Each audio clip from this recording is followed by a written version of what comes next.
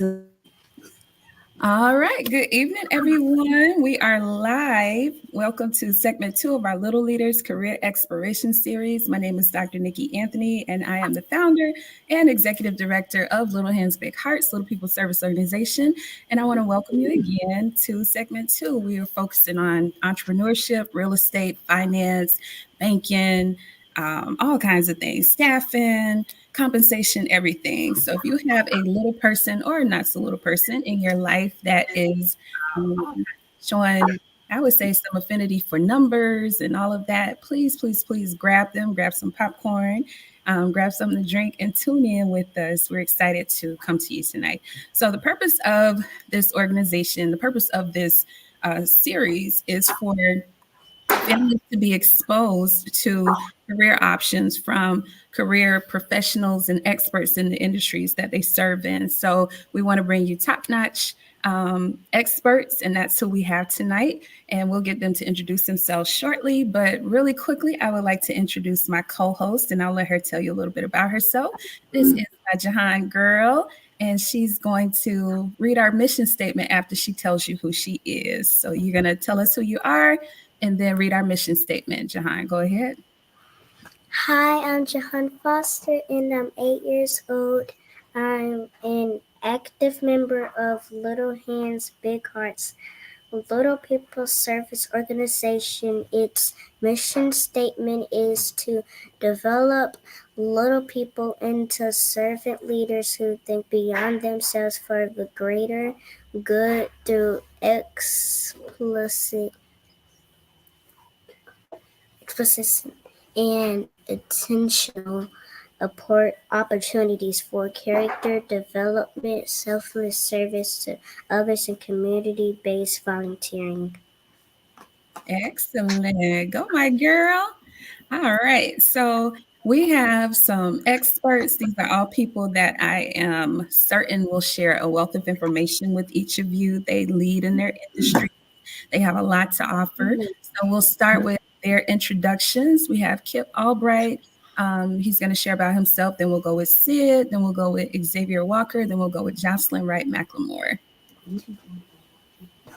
Hello, everyone. I am Kiplin Albright, Chief Administrative Officer for Best Employment Solutions. We are a human resource capital organization where we focus on staffing, recruiting, payroll, and benefits. Me personally, I am a United States Marine Corps veteran, and I have a master's in business administration with a focus on executive leadership.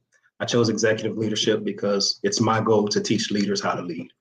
And that's who I am. I'm looking forward to tonight because anytime we send out a panel, we learn so much and we can take stuff back to our organizations and make us better. So thanks for having me. Looking forward to it. Excellent, Joe. Thank you. Hello, everyone. My name is Sydney Stewart. I am a licensed real estate agent here in Jacksonville, Florida. I service all of the state of Florida. And I am happy to be here. Dr. Nikki, thank you for the opportunity. And I'm looking forward to hearing all about the experiences in the different career fields. And I'm ready to learn. Thanks. Hello, I'm Xavier Walker. I am AVP, Assistant Vice President, Regulatory Reporting Analyst with Deutsche Bank. Who I've been with for about 10 years. I'm a product of Duval County Public Schools, graduated from Inglewood, and I'm also a graduate of University of North Florida. And so I'm a husband, I'm a father, so I'm all of that mixed up into one. Really looking forward to tonight because if anybody knows me, they know that I am big on our children and their futures. So I really look forward to letting them know that there's more out there than some of the more common careers that they're exposed to. Thank you. Hi, so I'm Jocelyn Wright McLemore, Senior Director of Total Rewards at Webflow. So I am based out of Atlanta, Georgia, and similar to Xavier, I also am a parent, so I have a 3-year-old and a partner, and I'm excited about this. I'd like to do these types of panels because to what Kip said, you learn a lot, but also I'm very much focused on, there's not a lot of me when I look around to the profession that I've had. And so I like to inspire others to join the career path that I'm in. So excited that maybe I can inspire some little minds to want to come into compensation and benefits in the future. Thanks for having me, Nikki. Of course. Thank you. Thank you, all of you. So Xavier kind of hit on a point that is key for this series, that we want to expose children to a myriad of professions that are atypical, I think, for certain communities. You know, we don't often see the professionals that look like us outside of maybe sports or something, you know, along those lines. And that's not okay with me as an educator, as an auntie, as a person who leads in I'm going to call myself an advocate of children. That's not okay with me. I want them to see the myriad of options that are available to them so that they can make informed decisions. Parents can make informed decisions about what organizations they allow their children to be a part of, about maybe mentors and things that go along the path leading to whatever your profession will be, your post-secondary outcome. So thank you for bringing that up. And that is the heart of this series. So parents, please throw any questions that you have in the chat. We are actively monitoring. I wear many hats during these panels. So if I don't see it, I promise I will try to see it, okay? But throw any questions, make sure you share. And we're going to get started. So I will open up. What were some of the hobbies that you all engaged in as children that contributed to you becoming whatever your profession is? And you can just reiterate what your profession is now, what you currently do, but what were some of your hobbies as children? And anybody can jump in. I'm happy to start. So I was a very avid reader. I read everywhere. I walked reading a book. I was on the school bus reading a book. I ate my dinner reading a book. Reading is like really important to what I do. So I'm in compensation and I'm in benefits, and you actually spend a lot of time developing research, but also educating employees on how are you paid. So when we talk about compensation is actually when you have a job, an employer gives you a salary. And so it's my job to make sure that the salary that we pay all of our workers is a fair one. And so you need to understand the laws, you need to understand what's happening in different countries, and be able to then explain to employees how I came up with the salary that they have, and what's their recourse if they don't like that salary. How do we have that conversation if that's not the salary that they want? And so I have found reading also useful in terms of just developing knowledge. And knowledge is always, as they say, knowledge is power. And I found that to be very true.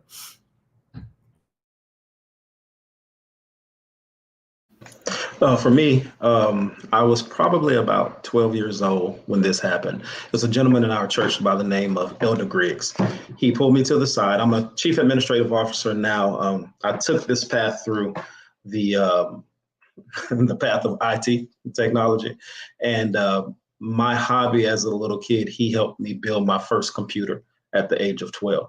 And from that point, I went to computer hardware, programming, and all of that good stuff. And so you kind of fast forward now, how I got into the staffing. I was the IT director at a staffing company before I started mine. And so that's how I got to this, one of the steps that I took to get here. I love that. So hands-on. And I love that you are kind of highlighting the importance of different learning modalities. So all of us learn differently.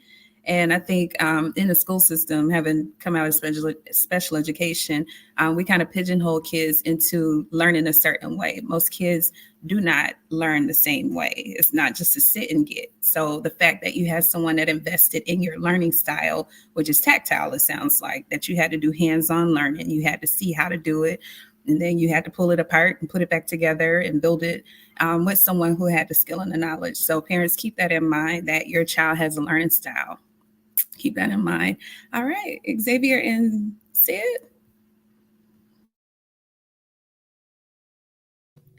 All right, I'll go. I wouldn't necessarily say this is so much of a hobby, but so when I was young, I was probably about Jahan's age. My parents were looking for to purchase a home, and I would love to go and look at model homes. Whenever they said that they wanted to go out and see homes, I wanted to see how the exterior looked, the interior looked, the type of decor. It just was something about it. And, I would always say, well, I think we should, make this room an office and we should put, this here and that here. And if you don't know what a model home is, this is more for Jahan. It is a home in a community or a neighborhood where the house is staged for the buyers to know how the home looks when they're purchasing it. But yeah, that was just something that it just always intrigued me when I was younger.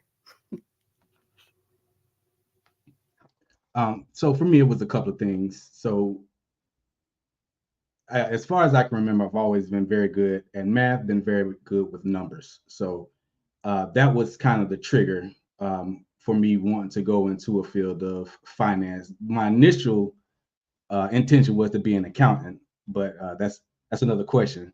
But and then on top of that, when I got around high school, that was kind of the internet age when the internet became available. And so there was a wealth of knowledge that was available if you took the time to, go online. Back then it was more of a chore than it is now, but you could pretty much find anything you wanted on the internet. And it was just like so much that you could take in. And if you had the capacity to kind of retain, and just that itself was probably one of my biggest hobbies that would, send me off to where I am now.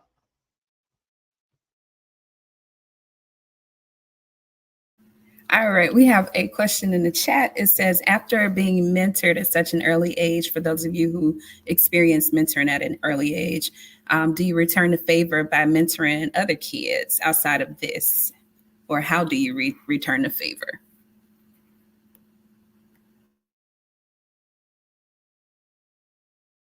Oh, that Okay. was anybody. Yeah.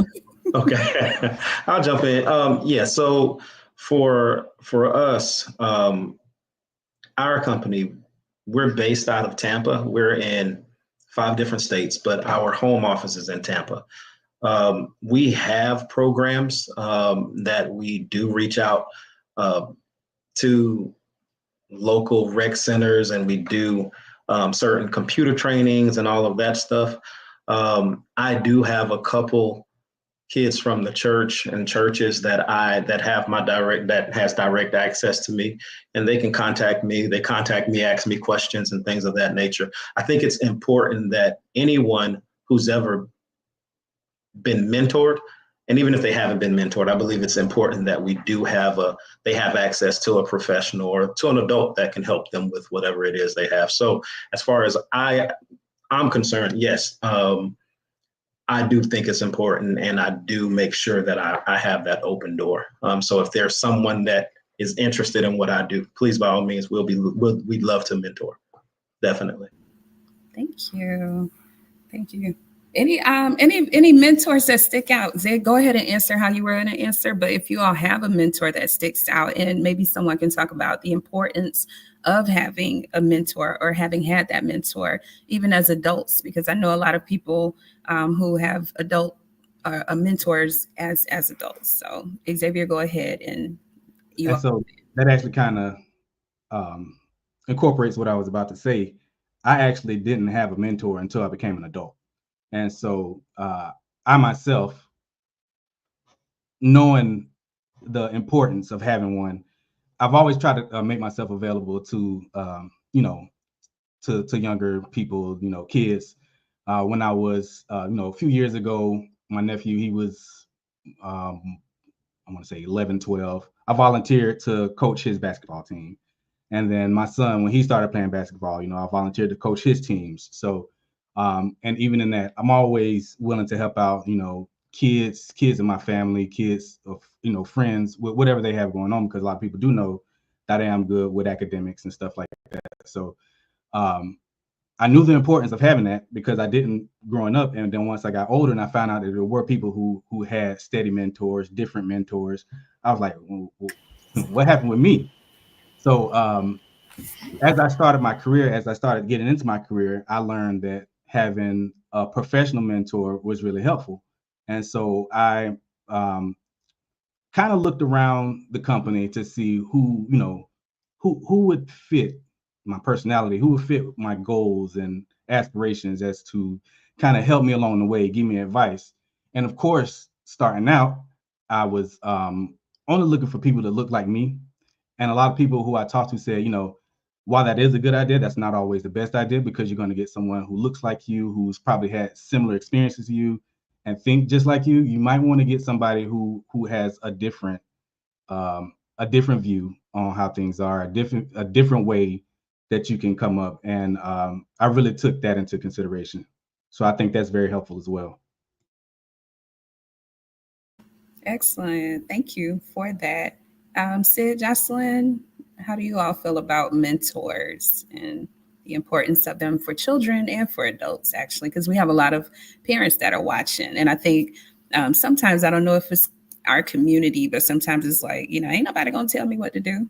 And if you are trying to grow, if you're trying to get to the top, wherever the top is, you have a CEO sitting right here. You have an executive director. You have a vice president. You have all these upper echelon people, and you have to be able to receive information. You have to be able to receive, I don't want to say rebuke necessarily, but learning how to do things in certain settings, because sometimes we have to have our character, personality shaped a little bit, molded, to fit where we are going. Not say you lose yourself, but you definitely have to know how to play the game. So, what do you all think about mentorship as adults? How important is it for adults as well as children?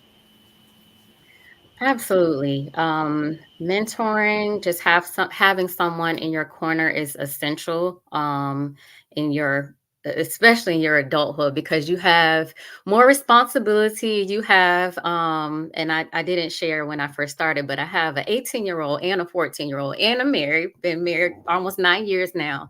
So, you can't carry it on your own. Just having someone to just call up and say, hey, this is what I'm dealing with. And a lot of times you don't want to be vulnerable and let someone know, like, hey, I had this situation. And nine times out of 10, they're going to say, oh, I did too. This was my experience. This is what happened. And even in the world of real estate, you will not know it all. You have your brokerage that gives you trainings, but they don't train you on everything. So every um situation, it's like you're learning as you go. So to have someone, I had a coach when I first started out, and then I have a friend of mine. Her name's Lydia. You know her, Nikki, but she was amazing. And if and Kit may know because he was in mortgages, so you know the ins and outs of real estate, but it can sometimes be competitive. Some people look at it as competition, but when you have someone that says, hey, I understand this is what happened to me. Let me give you my experience so it doesn't happen to you this time. Or, hey, let me walk you through, let me guide you. And when you have someone that is transparent, someone who actually cares, that's good to have in your corner as far as mentorship. I as an adult, I found that my career actually accelerated when I found a mentor. So about 5 years ago, I specifically looked for an executive coach. So Al Michelle, and the when I went in, I thought I was just talking about my career, right? I was like, I'm here. I want to accelerate my career. I need you to help me. And I remember that first session, I talked to her about being the most senior Black person, period, at my company of like 700 people. And I said, I feel a lot of pressure to show up perfectly. And she's like, can we just unpack that for a minute? Why do you feel that way? And we talked through that. And I probably cried for like 30 minutes on that call. And so what was so great about that was it wasn't just, you're not just talking about your career when you're meeting with your mentors. You're actually talking about your life at all, because who you are, you bring that to work. So all the stuff that's happening in your life. So if you're a parent, if you're married, you bring that into work with you, and all of those, things that you have, they do impact how you show up. And so it's incredibly important to be able to have those conversations with someone who's objective, and oftentimes may not even tell you what to do, but will help you think through that problem and think about a different way of looking at it. And then, I was fortunate. So both of my parents are pastors, missionaries. The unfortunate thing was, like probably most kids who have parents like that, I thought I knew better.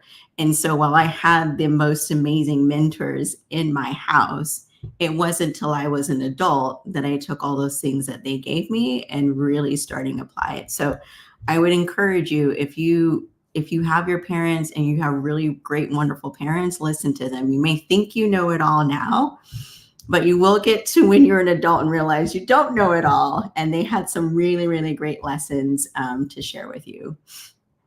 That's awesome. So your dad is actually watching. So shout out to your dad, Jocelyn. Sorry, Dad.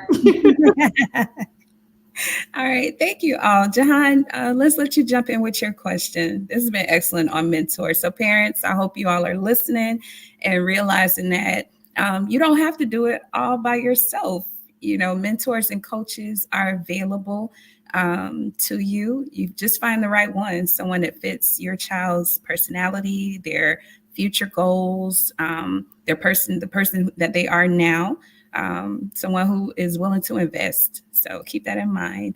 So Jahan, go ahead. I'll take you off mute. Okay. What's your question?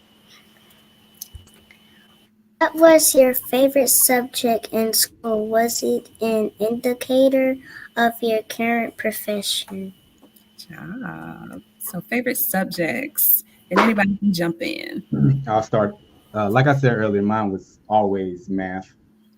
So, and that did have a big influence on what I chose. Because, like I said, because I was so good at it, because it came so natural to me, I wanted to go into accounting, which I knew was, at least what I thought was all math. And so once I actually got into the study, I was like, this isn't math at all. It's not as much math as I thought it was. It's actually a lot of policy involved. And I was like, I don't think this is for me. But yeah, math was always my favorite subject. Math and gym. So let's see, Zay. We went to school together, high school, and I would say he was kind of my math mentor. I would say math mentor. Some people might call it cheating. I ain't gonna say it was collaborative effort. Let me say it's that. That's what it was, collaborative work. Before collaboration was a thing, because now it's a thing. Back then, you got in trouble for collaboration. But thanks, Zay. Yeah, I'm a doctor because not for real. All right. Anybody else? Favorite subjects?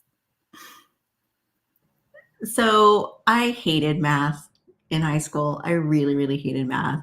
I loved art, which is interesting because people find that very surprising when they hear that I'm in compensation and benefits, which is a lot about numbers. However, the really interesting thing about compensation is there's a lot of gray. So a number is a number, but you have to be able to translate the number. You have to be able to take someone's background, their education, their work experience, and turn that into say this is a value for all of those things that you are.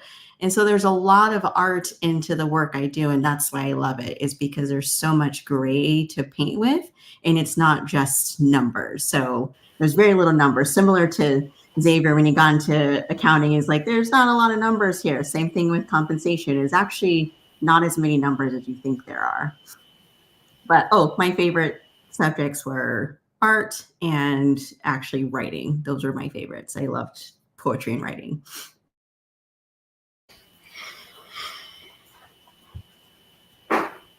Favorite subject? Oh, go ahead.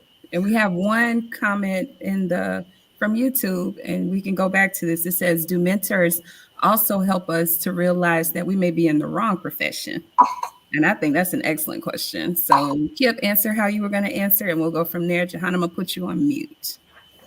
Okay, so I was just going to say I did not have a favorite subject, or any subject that I took indicated that I would be in the field that I'm in. My favorite subject was basketball. But as I got older, I think it was 11th grade, I ended up being in English honors. And that class challenged me. I remember that class being a huge challenge with a teacher named Dr. Sutton. And after that, he had us do a project. And the project was, what do you want to be? And you have to put together this whole entire process and procedure outline of how you're going to get there, right? And the reason why I bring that up is my life is spent about 5 hours a day working on processes and procedures for major companies. And so, whereas it was a tough class, it wasn't my favorite, but I remember distinctly that class kind of showing me that I did have what it takes to be able to be an entrepreneur. So good. Excellent. And I love that you highlight in process and procedure. I think so that requires critical thinking skills, problem solving skills, right? And I think a lot of our children are struggling in that area of understanding how to go from here to here and how to make things work along the way. So parents, I guess that's another question. How would you all encourage parents to develop those critical thinking skills or problem solving skills with their kids? And I know we're kind of everywhere. We're kind of off our format, but it's all right. We're going to go with it because I think it's helping. So remember the other question about mentors. Do they help us to sort through what we're not good at? And then also, how can parents help develop those problem solving critical thinking skills with their kids? And anybody can jump in. Okay, I'll jump in on the problem solving and critical thinking. I'm sorry. I thought about this question a while ago. This is going to be a weird answer, right? But the kids are going to love and hate this answer. Parents probably will too. I think when it comes to a child, and one of the biggest things that I think we should probably do is develop their resilience, right? And I think how we develop resilience is to tell them no, because no doesn't mean you can't ever do it or there isn't a way around it. But as you tell them no to build the resilience, also give them the power to negotiate, because negotiation, that propels success, right?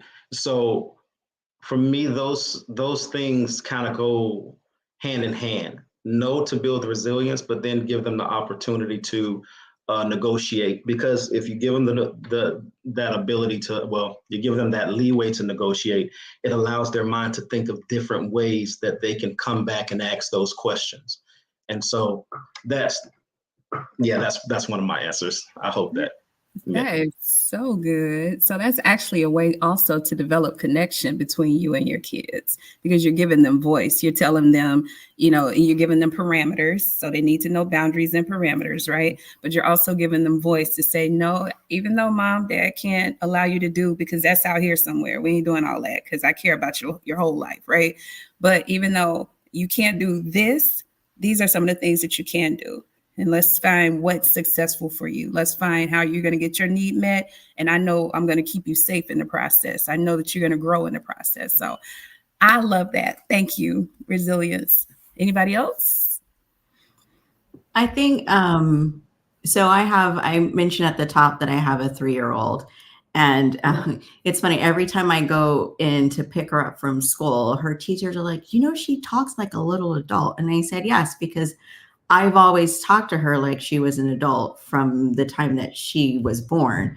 And we never just say no, or we never say yes. We say yes because this, or no because this. So she has grown up only ever knowing us say, no, you can't do that. And here's all the reasons why. And so we talk to her in reason. We explain to her in reason. And so that's how she's already thinking. And so I think oftentimes we divert towards you're the small person in the relationship. I have more power. Therefore, you just need to do what I say.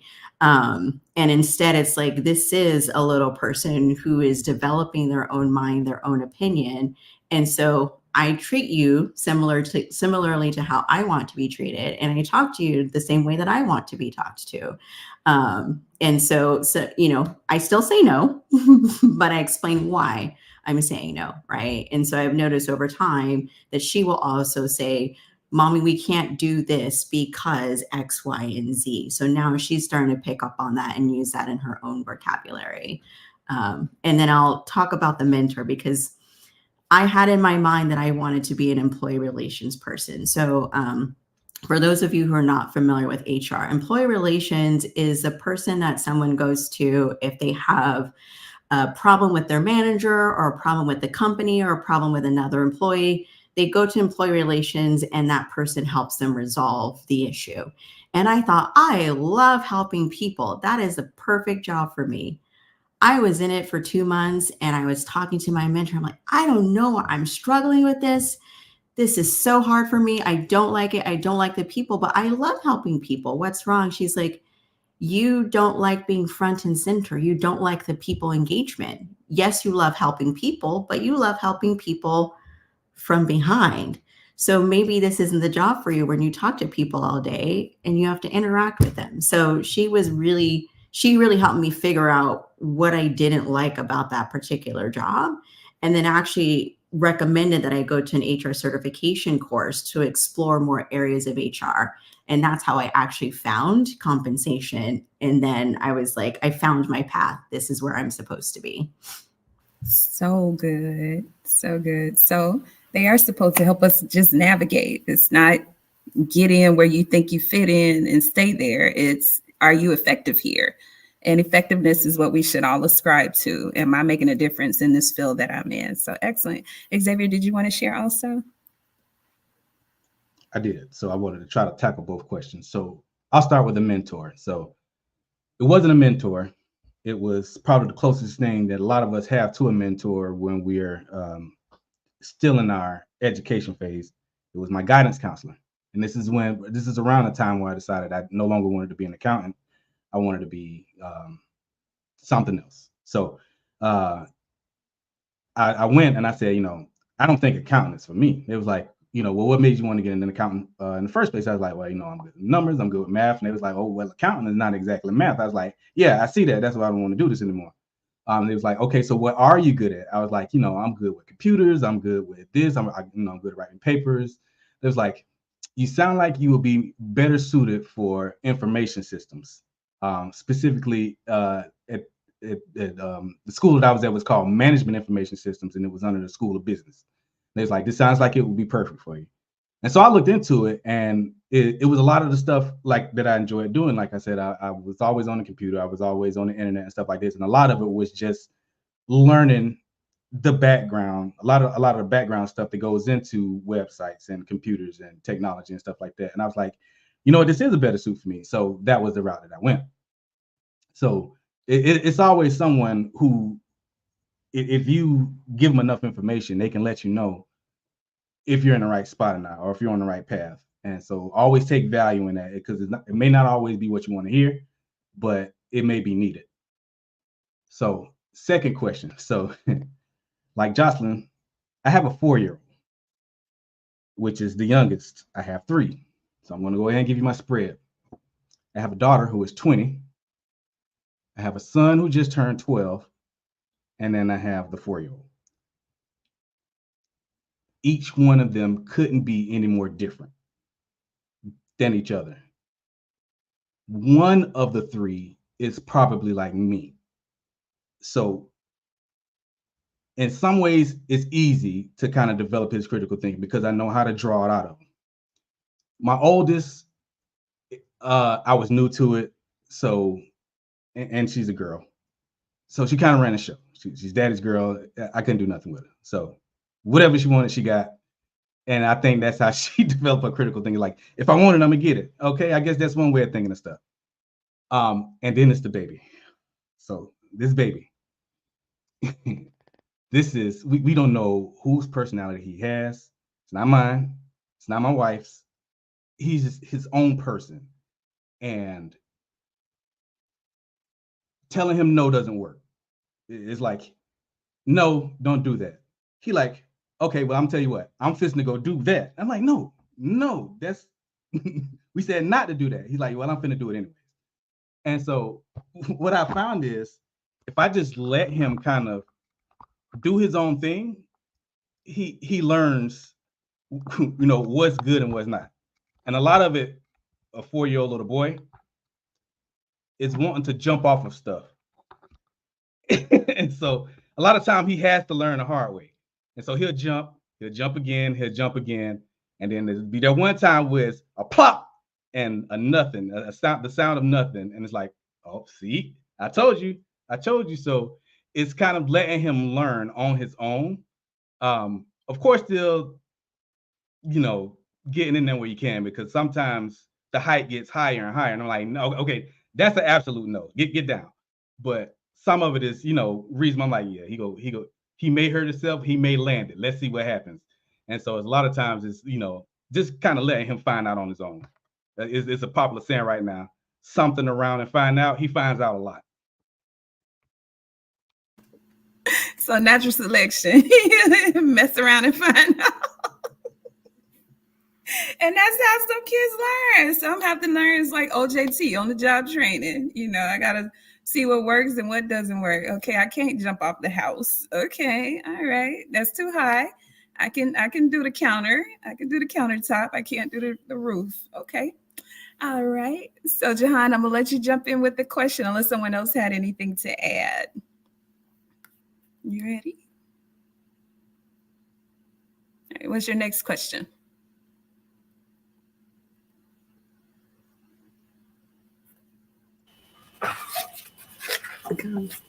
What character traits do you think are necessary for your profession?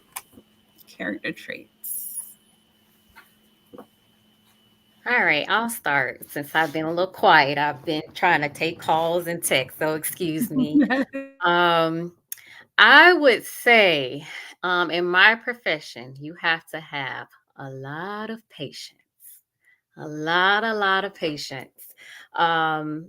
On top of, your family is your first ministry, that they come first.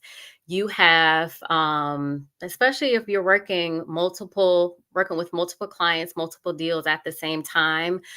There may be situations where, you may have a smooth transaction, you may have a challenging transaction, and you have a client that,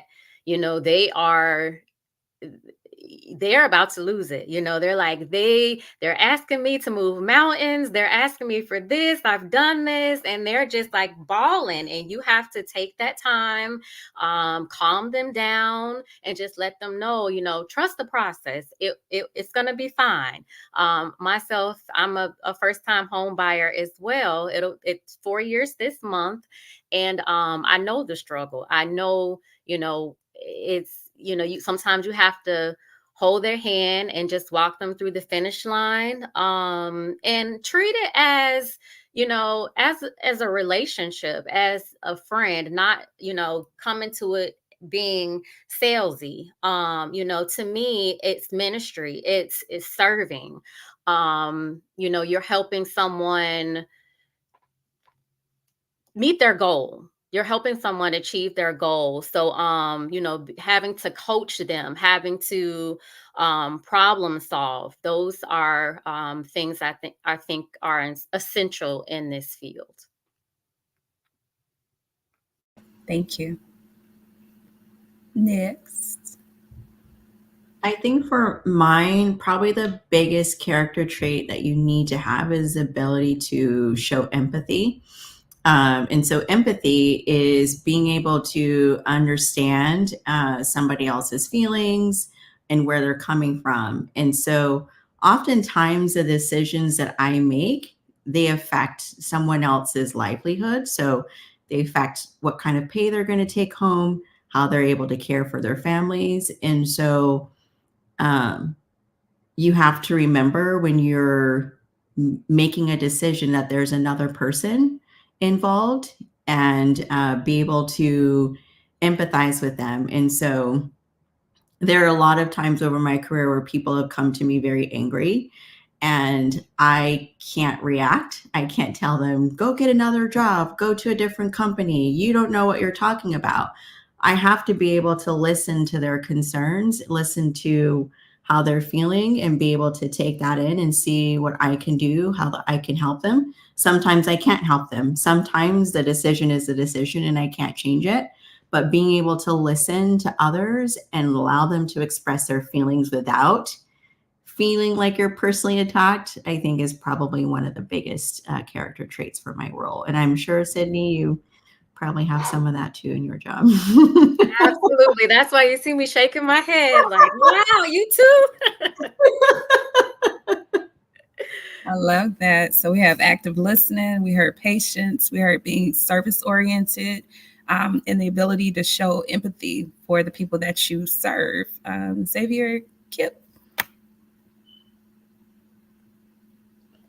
So I think one of the characteristics that I think, and I actually fear may be becoming more and more lost in some of the younger generations, is just people skills. So the ability to strike up a conversation from nothing, just to kind of get rid of that awkwardness and just speaking to people, looking people in the eye when you talk to them, speaking audibly. I fear that that's getting lost in that generation. I'm not sure why, but I feel like if that's something that we can get kids used to again, or anyone, because it's adults that are just as awkward, socially awkward, just getting into that, getting used to, just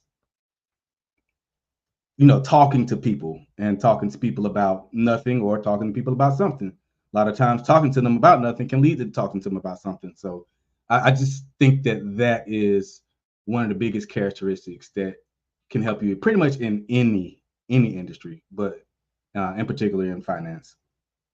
Really, really good. Do you think maybe, and Kip, feel free to jump in also, but when we have become so connected here that we lose connection I elsewhere? wasn't going to say it because I don't fully agree with it, but I think that is a big part of it. Okay. Okay. Is there a balance? There should be. Okay. Do you think this generation is lacking the balance? Go there, please. I do. Okay. Because everything for most of their lives have been handed to them and they haven't had to speak up and ask for stuff. Or talk to anyone. So I feel like it always has been, let me hit this app, let me send my parents this text, let me send this to my teacher. And it's not, my son, my middle son, I always tell him, if you think you turned the work in and you didn't get a grade for it, go talk to your teacher. Don't send her email. Don't send her a message. Go talk to her. You can resolve a lot by having a conversation with someone. But I can see him kind of put his head down and go right over to the computer and start typing. I'm like, okay, you'll learn. That's so good. I think my dad called it FaceTime when I was younger. He always say, don't be afraid of FaceTime. Go show up, go to somebody's office, go to, whatever, make your face visible to them so they connect your voice with your face. And when you present yourself, use those people skills. Go in there respectful. Make sure that how you talk is how you want to be talked to. And those things really carried me when I got to college. That was something I did even before I got into my actual college for undergrad, which was international studies. I went to meet the professors that I would have 3 years later, 2 years later, In doing that, I saw a lot of opportunities open up for me because of FaceTime, because I went and I shared who I was, because I talked a little bit about my family dynamics, because I shared what I wanted to be.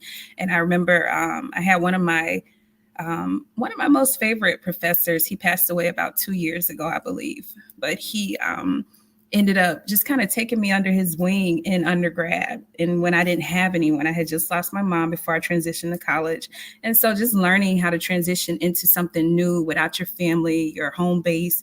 And when I went away, he was almost like a father away from my father, him. And then he turned me on to other professors. All of them were from a country in Africa.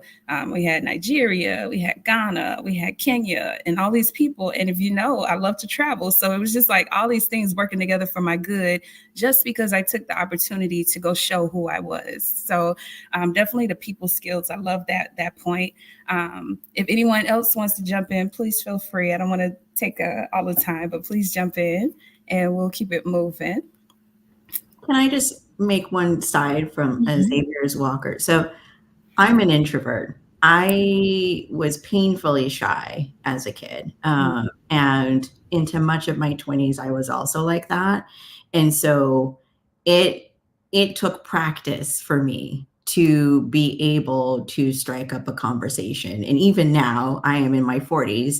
It is still a skill that I have to actively work on. So for those of you that have you want to do it, but you can't get yourself to do it, practice makes perfect. And the more times that you put yourself out there, the more times you do it, the easier that it will get. So don't be discouraged if it's something that necessarily is not in your wheelhouse. You're not the most outgoing person. I'm here to tell you that you can do it. I love that because I'm the same way. I am. If I don't have to talk, I don't want to talk. Okay. Doing these, I feel like it take me about 3 days to recover after I do every segment that we do. but the more I sit in front of people, the more I am forced to speak to people, the better I get at it. So excellent point. Practice makes perfect. Right? Yes, and I just want to speak to that as well, just piggybacking on both Jocelyn and Nikki. I'm still like that. I was like that as a child as well, and I think again, the more you work at it, and then the more you push yourself, and if you are passionate and want to do something, you will get graced to do that. When you get in front of someone, it's like, you have that conversation, you don't even think twice about it, and you're just like, did I just do that?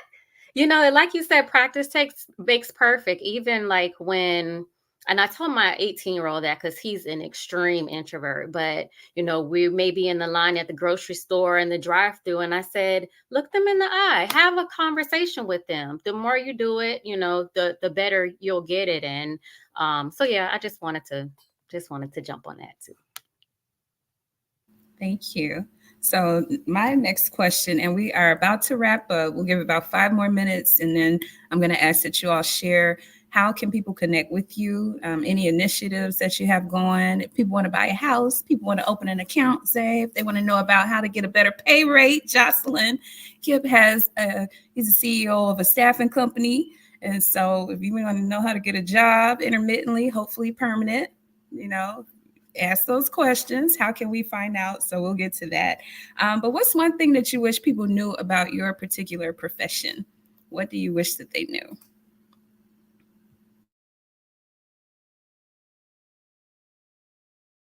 Don't all speak at once. I'll start. So, so finance, and especially when I say that I work for Deutsche Bank, a lot of people, most banking that people know is like transactional banking. That's going down to cash your check or whatever we do nowadays. Using your debit card. That's where your money is. And there is a lot more to banking than that. And then in particular, Deutsche Bank is actually the headquarters are in Germany. So it's a German bank. It's international. So while we do have a US presence, they primarily operate out of Germany. So it's a mix of laws, it's a mix of cultures, it's a mix of regulators. So it's a lot more to banking than just checkings account, savings account, debit cards, credit cards. It's a lot. And so in my company itself, no matter what your background is, there's a place for you. We have a legal team. We have the brokers who are making the money. We have the execs who tell us how to spend the money. I'm kind of in the middle where I tell the execs what we've made from our different, products in our businesses. And they say, okay, thank you. This is what we have left over. This is what we're going to spend. We're going to spend this. We're going to give a lot of this to the shareholders because that's most Fortune 500 companies. That's their primary focus, is to please the shareholders. Then we're going to look into our management because, they're keeping us on top of our game. And then somewhere down the line, it's like, okay, now for the employees, this is what we got left. And so all of that, everything that I was just talking about can be considered, finance. It can be considered banking. And I think a lot of people don't realize that there's more to it. So good. Anybody else? Yes. So with real estate, it is not a glamorous job. I think people, when they make it appear to be that way when you're on social media, you can see the headshots with the arms folded and, I sold $1 million home or whatever the case may be. Like, yes, absolutely celebrate yourself. Absolutely share your accomplishments. But we get it out the mud. I mean, we are constantly, like, every day on the hour, and like I said before, my phone has rung. I'm I see emails coming through. It's nonstop. You're dealing with people's livelihood. They've invested whatever amount of money, whether it's $1,000, it's $100,000. This is their hard-earned money. So you have to make sure that your move is going to be your best move. When it comes to contracts, I would say for myself, when I first started out, I was like, oh my God, I got a contract, and barely read over it.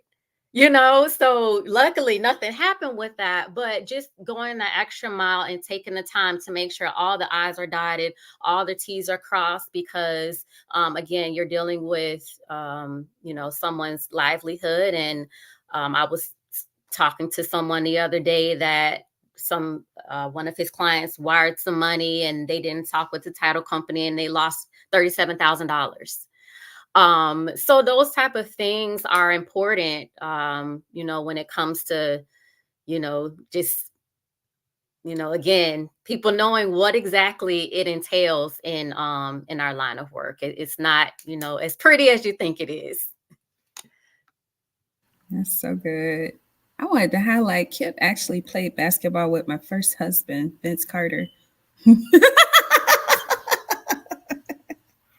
Okay, maybe it's not the forum for that, but I did want to highlight it. Yeah. Okay, anybody else care to share?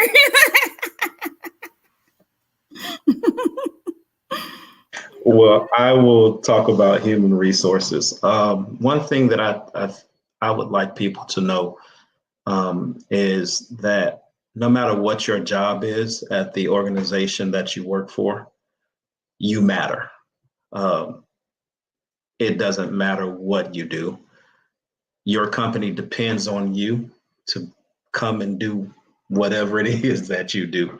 And so even everybody gets vacation, everybody gets sick, whatever. All of that is understandable. But to think that you're insignificant, no company believes that you are insignificant, especially my company. We everyone that's there, you matter. And so as an individual, you sometimes just kind of every day it's the same thing. And so you forget how important you are no matter what it is. And I think in human resources, that's key, to let people know that they matter, not just for work purposes, but just life in general. No matter what it is, your problems, issues, you matter at work and out of work. That's so good. Thank you. So we're going to wrap up really quickly. We'll go Kip, then Sid, then Xavier, and then Jocelyn. Tell us what you have going on. Take about 30 seconds. If people want to reach out to you, connect, if they want to know more about what you have going on, how can we do that? And I'm going to throw it in the chat. Yeah, so I just actually I've started another consulting firm, Albright Enterprises, and that firm I've helped about 15 small businesses start their organization.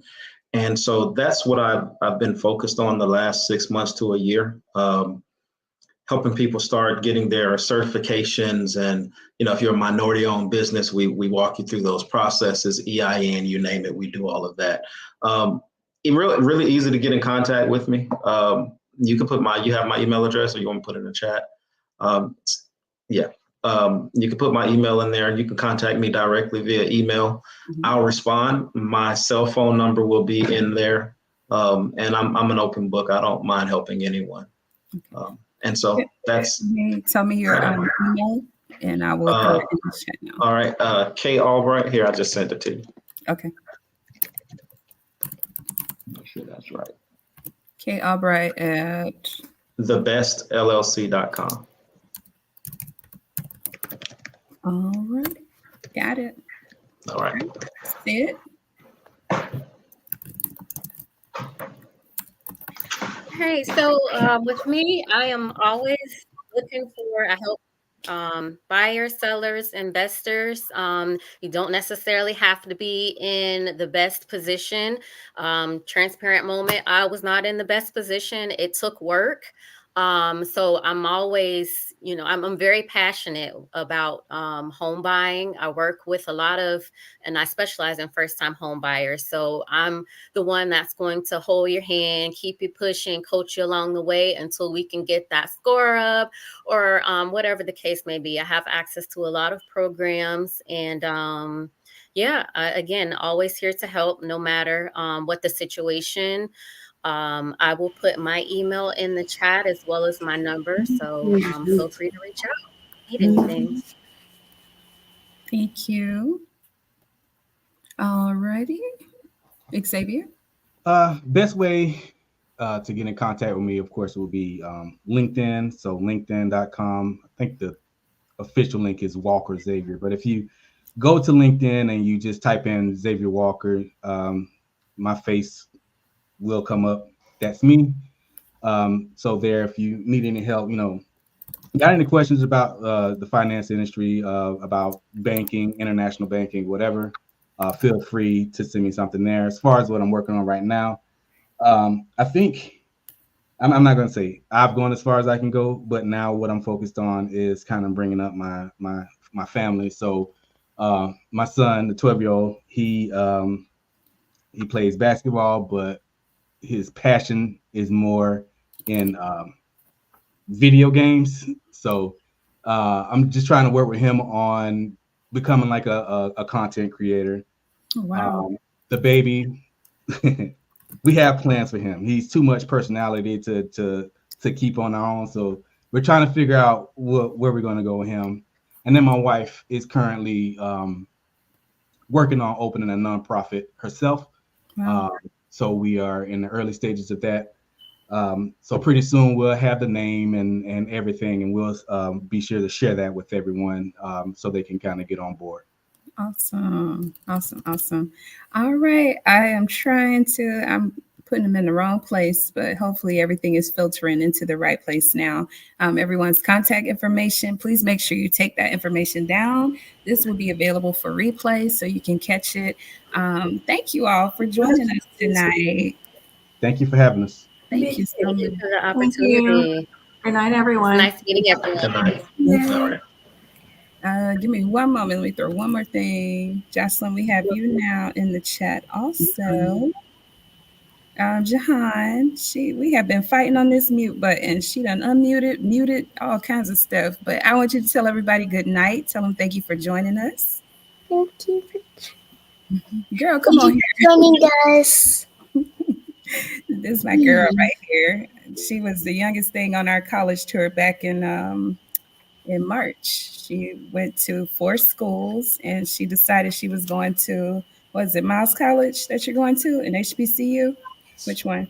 I'm going to FAMU. Oh, FAMU. It changed this past week. She went to FAMU this week, so it changed. But she was going to Alabama State and Miles College like last week, so it changed. But that's the purpose of all of this. So we just want to say thank you all for joining us. I appreciate you. Stay tuned for what we have coming next month. Segment 3, I think we're focusing on government, military, all of that sector. So join us, and y'all have a wonderful night. Good night. Good night.